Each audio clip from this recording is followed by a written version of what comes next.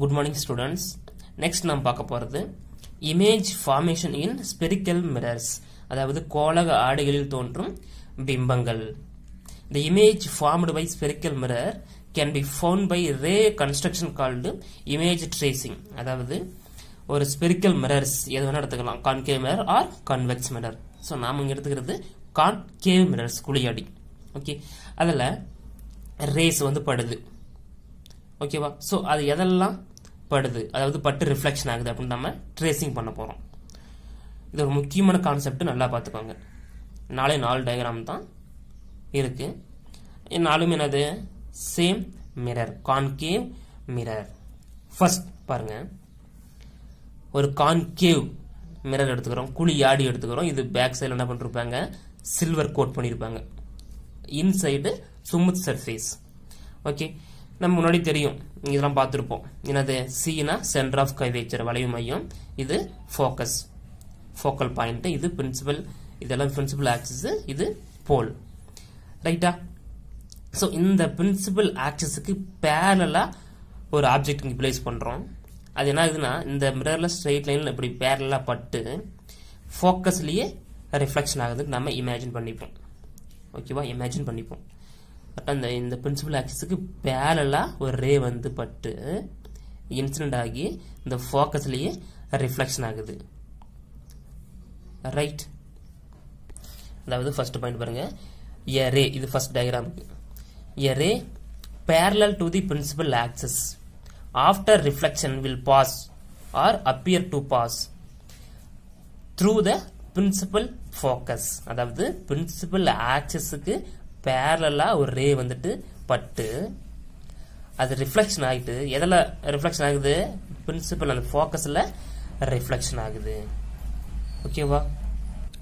அதாவது முதன்மை அச்சுக்கு இணையாக வரும் கதிர், இதுதான் பிரின்சிபல் ஆக்சிஸ், இதுக்கு இணையாக வருது.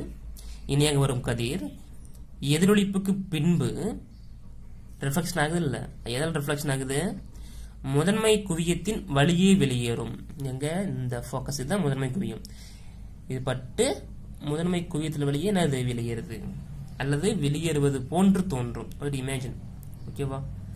இதுல ஃபர்ஸ்ட் டயக்ராம்ல இந்த பிரின்சிபல் ஆக்சிஸ்க்கு பேரலா ஒரு ரே வந்து பட்டு ஃபோக்கஸ்லயே அது ரிஃப்ளெக்ஷன் ஆகுது. ஓகேவா? சோ செகண்ட் என்னன்னா, சோ நம்ம இதை வச்சு சொல்லிடலாம். சப்போஸ் இங்க ஃபோக்கஸ்ல இருந்து இன்சிடென்ட் ஆனால் இந்த பிரின்சிபல் ஆக்சிஸ்க்கு பேரலா ரிஃப்ளெக்ஷன் ஆகும்.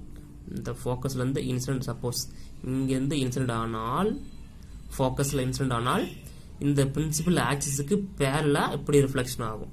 அதுதான் செகண்ட் டயக்ராம். பாருங்க, அதே same concave mirrors, the same center of curvature, focus point. Okay, so இங்க பாருங்க, இந்த ஆப்ஜெக்ட் சப்போஸ் இதெல்லாம் இமேஜின் தான். ஓகேவா? இங்க இருந்து கரெக்டா ஃபோக்கல்ல, இந்த ஃபோக்கல் பாயிண்ட்லயே அது இன்சிடென்ட் ஆனால் இந்த பிரின்சிபல் ஆக்சிஸ்க்கு பேரலா அது ரிஃப்ளெக்ஷன் ஆகும். பாருங்க, இந்த ஃபோக்கஸ்ல இன்சிடென்ட் ஆகுது, பிரின்சிபல் ஆக்சிஸ்க்கு பேரலா அது என்ன ஆகுது? ரிஃப்ளெக்ஷன் ஆகுது. ரைட்? செகண்ட் டயக்ராமுக்கு second point, a ray passing or appear passing through the principal focus. அந்த பிரின்சிபல் ஃபோக்கஸ்லயே என்ன ஆகுது? அது appear ஆகுது, அது பாஸ் ஆகுது. Okay, after a reflection will travel parallel to the principal axis. இந்த பிரின்சிபல் ஆக்சிஸ்க்கு பேரலா என்ன ஆகுது? அது டிராவல் ஆகுது, ரிஃப்ளெக்ஷன் ஆகுது. ரைட்? அதாவது செகண்ட் பாயிண்ட் இது ஃபர்ஸ்ட் பார்த்துட்டோம்.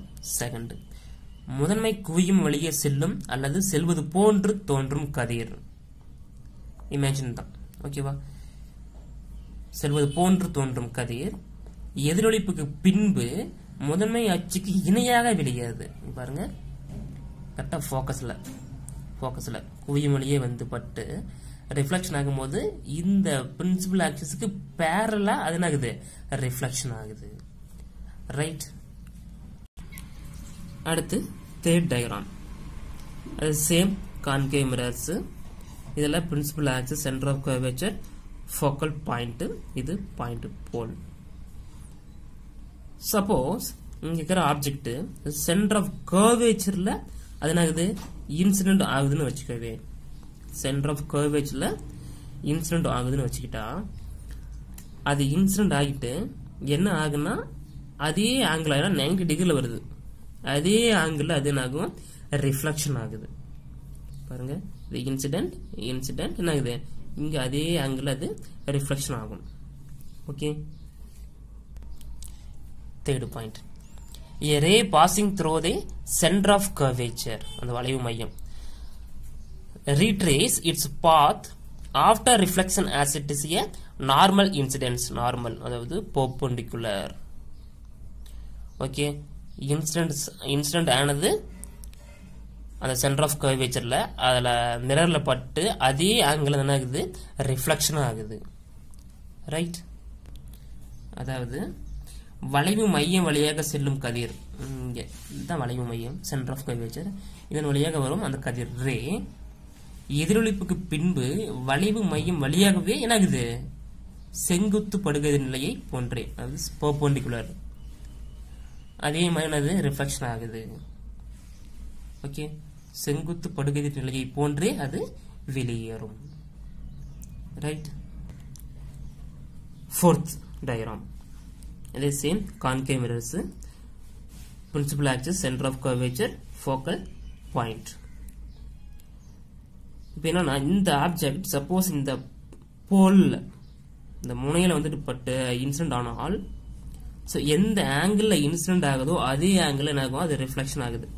ஓகேவா, பாருங்க, இன்சிடென்ட் ஆங்கிளும் ரிஃப்ளெக்ஷன் ஆங்கிளும் எப்படி இருக்கும், ஈக்குவலா இருக்கும்.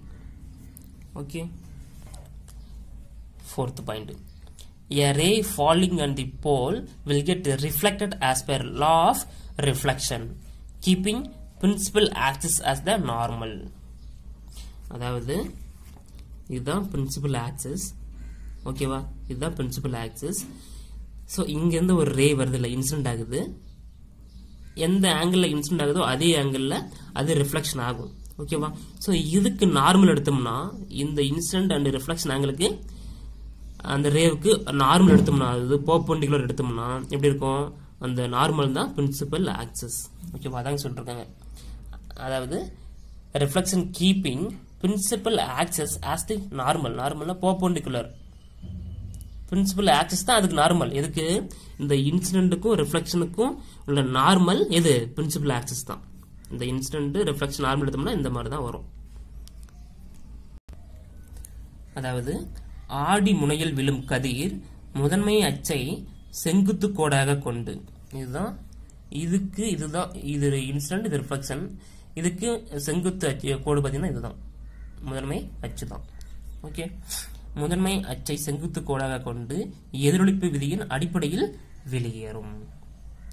ஓகேவா, ஸோ வெரி சிம்பிள் தான், இதெல்லாம் பார்த்துக்கோங்க, வெரி இம்பார்ட்டன்ட் கான்செப்ட். ஸோ பொறுமையாக பாருங்க. Okay, thank you.